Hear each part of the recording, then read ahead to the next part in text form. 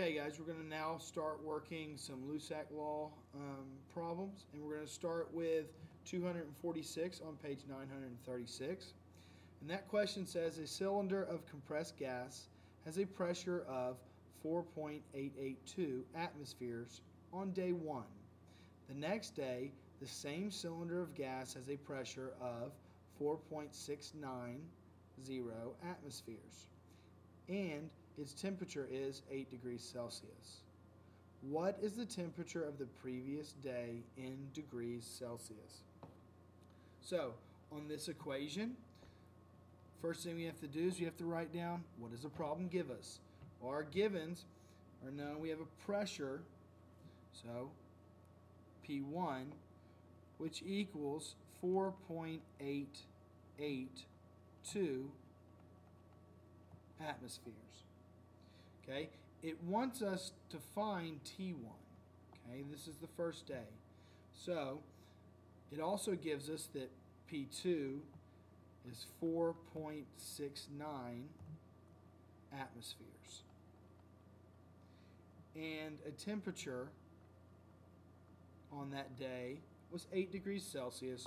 So 8 plus 273 is 281 Kelvin.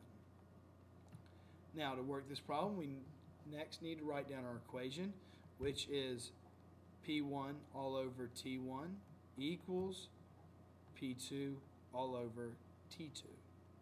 Okay, and we are solving for T1, so we need to get T1 by itself. We'll cross multiply, and we get T1 times P2, which equals P1 times T2. To get T1 by itself, we divide both sides by P2, and we get our final equation, those cancel, of T1 equaling P1 T2 over P2. Okay, now we're ready to work our problem. We go ahead and set it up. We know that T1 equals P1 is 4.882 atmospheres,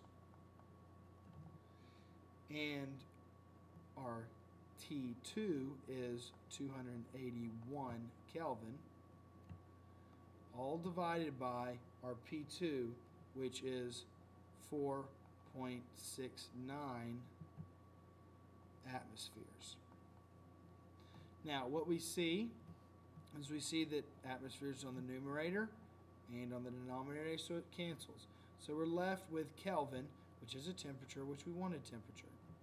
Now that temperature, T1, will equal, if we put this in the calculator, 292.5 Kelvin. Now we don't need it in Kelvin, we need it in Celsius, so all we do is subtract 273, and we will get 19.5 degrees Celsius. Now we're going to work a combined gas law problem. It's number 249 on page 936. The question says, a student collects 450 milliliters of hydrogen chloride gas at a pressure of 100 kilopascals and a temperature of 17 degrees Celsius. What is the volume of the hydrogen chloride at 0 degrees Celsius and 101.3 kilopascals? First thing we have to do is we have to write down everything the problem gives us. And the problem gives us a lot. We have an initial pressure, P1, of 100 kilopascals. Gives us an initial volume of 450 milliliters, an initial temperature of 17 degrees Celsius, which we changed to Kelvin, so 290 Kelvin. It also gives us a second pressure, which is 101.3 kilopascals. It wants us to find the second volume, that's our unknown, and it gives us a second temperature of 0 degrees Celsius, which is 273 Kelvin. So next step, we set up our equation. We have P1 V1 all over T1 equals P2 V2 all over T2. Now we're going to be solving for V2, so we're going to go ahead here and cross multiply, and we will get P1 V1 T2 equals T1 P2 V2. To get V2 by itself, we divide both sides by T1 and P2.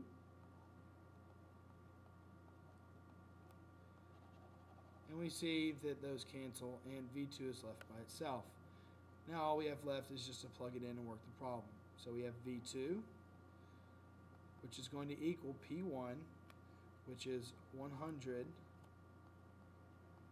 kilopascals, times the volume of 1, which is 450 milliliters, and 273 Kelvin, which is our T2. And we're going to divide all of that by T1 and P2, which is, our temperature is T1 is 290 Kelvin, and our P2 is 101.3 kilopascals.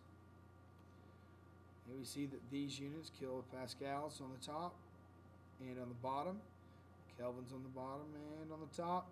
So we're left with just milliliters, which is a volume, which is what we want. So V2 equals 418 milliliters.